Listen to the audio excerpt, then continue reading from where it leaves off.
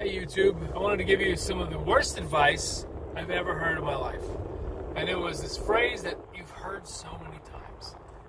Follow your heart. I don't know why people don't say follow your conscience. Like that would make sense, okay? But if you ever watched that show with, most people don't probably know who Jiminy Cricket is. But Pinocchio had this little cricket with him, and that cricket was the conscience. And he's like, now Pinocchio, don't be doing that. You know you shouldn't do that. And when he would do the thing, bad stuff would happen. And the cricket's like, see, I kind of told you, but now I'm going to try to help you get out of this situation that you screwed up and put yourself in the first place. So why is it bad to follow a heart? I mean, isn't it like, don't I want good things and nice things? Well, in a relationship, when people say follow your heart, that's, like I said, bad advice, because your heart, according to the Bible, it says the heart is deceitful above all things, and who can know it? It also says, Jesus said that our heart is full of murder and evilness, and so that's Jesus telling us about ourselves. Like, we are broken down to the core, and so our hearts are bad. You were born, unfortunately, and I was, and all of us were born with a bad heart.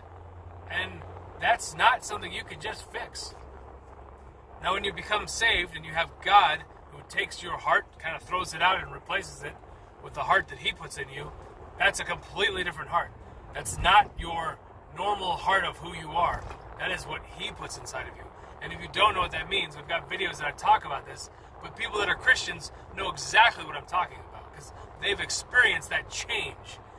But that old self, that old heart, the person that you were before Jesus, or maybe that's who you are now, don't follow that heart, because that heart is full of deceit and selfishness and all kinds of pride, and it's never turned out good, ever.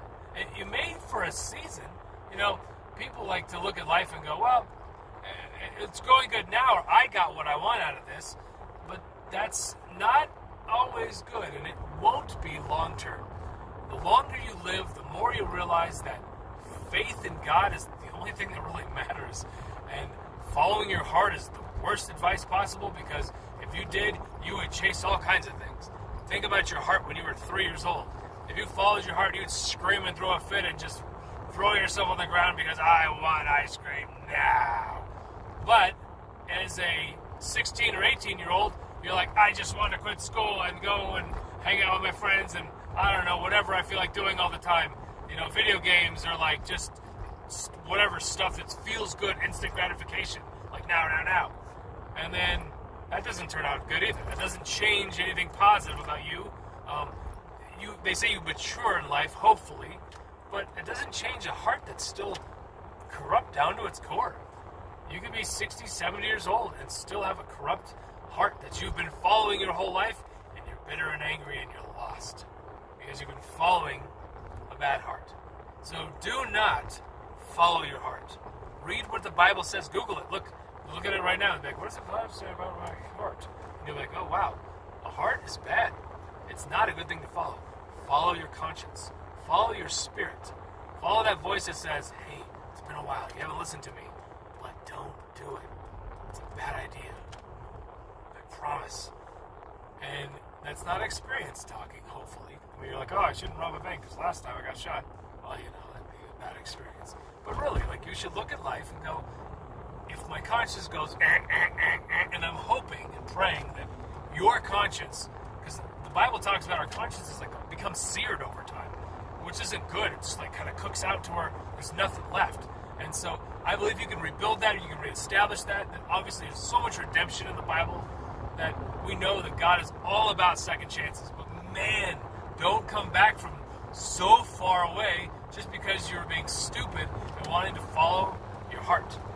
King David, great example, then I'm done. King David followed his heart. And in fact, the Bible says King David was a man after God's own heart. So what does that mean? Does that mean God has a corrupt heart? No. It just means that David was following God and being as righteous as he could.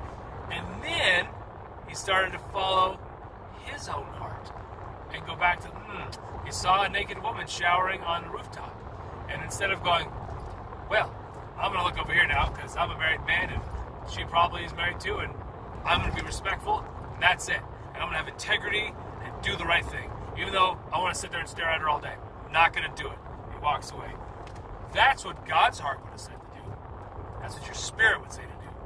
But no, David instead was like, I'm going to get that woman, and I'm going to find out who she is. I'm going to make her my wife. When he found out that she was married to a guy named Uriah, then David said, well, I know. He's in my army. He's a good, I think I don't know if he's a leader general, but he said, I'm going to put him on the front lines, see? And then so when the battle happens, then he'll probably get killed, and then I can marry his wife, and that'll be good, because she'll be a widow, and that's passes all God's laws.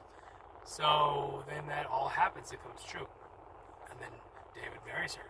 And then Nathaniel, the guy walks in, and he's a prophet, and he tells him a story about a guy who had a bunch of sheep. And he was next to a guy that had one sheep.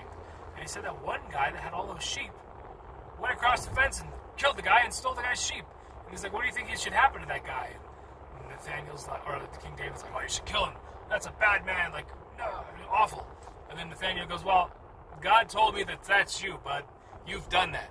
You are that guy. And then he's like, oh, crap. And then David's life went to crap after that, where his kids, one kid I think killed the other kid, and then there was all kinds of there was an incest as well from his daughter, from one of his sons, like a total train wreck where David was on top of the world following God's heart. And then he switched and decided, I'm going to follow my own heart, my own desires. Because God's desires are always pure, they're always righteous. They're never going to lead you astray. God's never going to be like, yep, go sleep with 30 people. That's a great idea. But your evil heart part of you may be like, yeah, that's a great idea. I mean, someone probably wants to do that. I'm not saying that's my idea, but I'm just saying that's a selfish example. Or steal something from somebody because no one's looking. God would never tell you, go steal something because you're hungry. Or go steal something because you want it. No. God tells us to follow the right path. And the right thing to do is to not do any of those things. So listen to your conscience. Listen to that voice. Do not follow your heart. All right. Please like and subscribe. Let me know if you have any other topics you'd like me to discuss. And I'll see you later. Thanks, YouTube.